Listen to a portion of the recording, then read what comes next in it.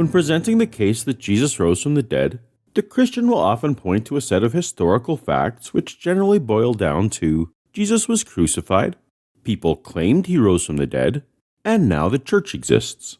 Now, would an actual resurrection of Jesus explain these facts?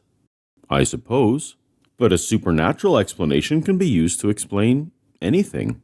Did an all-powerful being have a hand in starting my car this morning?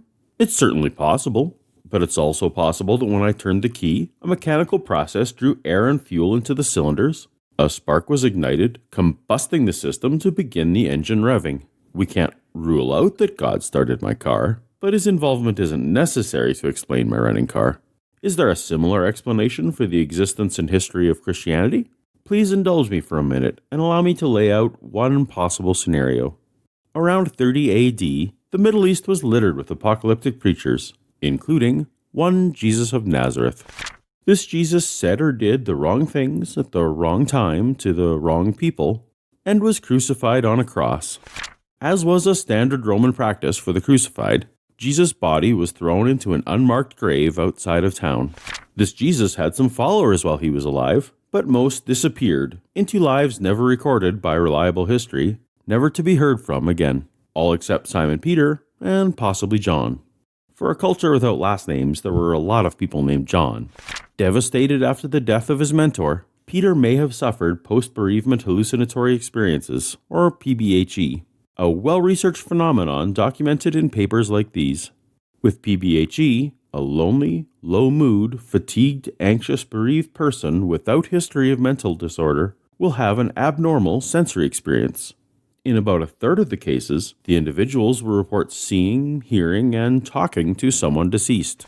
Or Peter merely decided that Jesus' message of the coming kingdom was too important, and that he would take it upon himself to spread it in the wake of his mentor's death.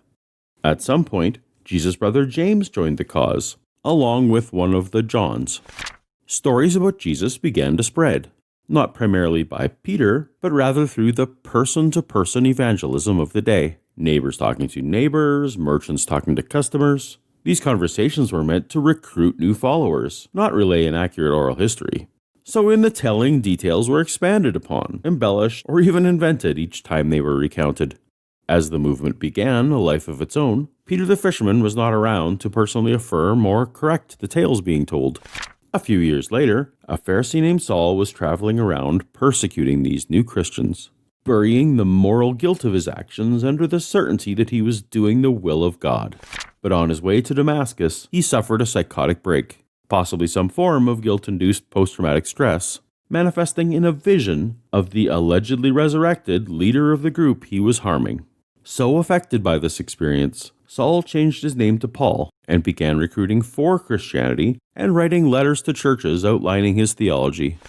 Paul, Peter, and John once met in person to swap ideas, but in the end they didn't actually see eye to eye on things.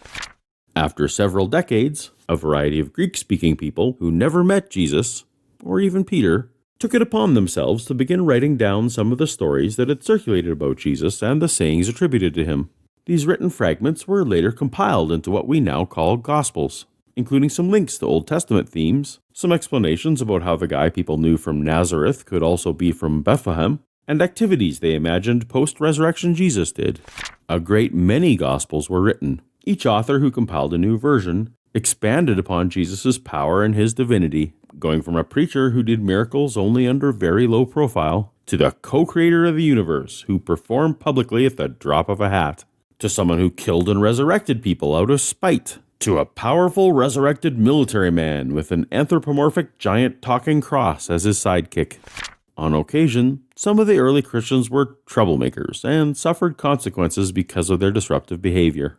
But generally, early Christians had a very live and let live existence, and only relatively infrequently were bothered because of their ideology, though unfortunately it did happen sometimes. They were accepting of people, kind to the poor and widows, and so grew in numbers. Centuries later, in 303 AD, Christianity did become illegal in Rome for a while, but 10 years later it was given legal protection, and soon became the Roman Empire's first official religion, which is when it really took off into the institution we know today. In short, to account for the established history of Christianity, We need only a single disciple to claim Jesus rose, a later convert who hallucinated the same, and an urban legend to spread. Now, everything that happens in this origin story I just told is fully consistent with the way first century Rome operated, consistent with basic human nature, and consistent with the spread of every other past and present world religion, most of which you do not think received supernatural help to get where they are. Every aspect of this story is mundane, boring, and exactly what you would expect. With no resurrection required, it explains every fact you may have. Empty tomb? Part of the legend. No one produced his body? Of course not, it's in an unmarked mass grave. People saw risen Jesus? Part of the legend. We have no record of anyone, save Paul's admitted vision, who both gives their name and claims to have seen him. Disciples died for their belief? There are no historical or even biblical records that say any of the 12 disciples did. Others died for the belief? The martyrs probably believed it, but they weren't in a position to know. The Gospels are eyewitness accounts? No, the Gospels are anonymous. Could a supernatural miracle explain it all too? Of course, but since a supernatural miracle can explain literally anything, anytime, ever, the question really is, can it be reasonably explained without a resurrection? If you're honest with yourself, you'd have to admit that I have, even if you prefer the miraculous version for some reason or another. And to be sure, there are other ways the presence of Christianity can be explained without invoking the supernatural, but I think this one works well with no big assumptions needed. Is there some aspect of the existence of Christianity that you think my scenario fails to address? Please let me know. Start a dialogue in the comments or on Facebook or Twitter, or better yet, respond in video form. Maybe I'll respond back.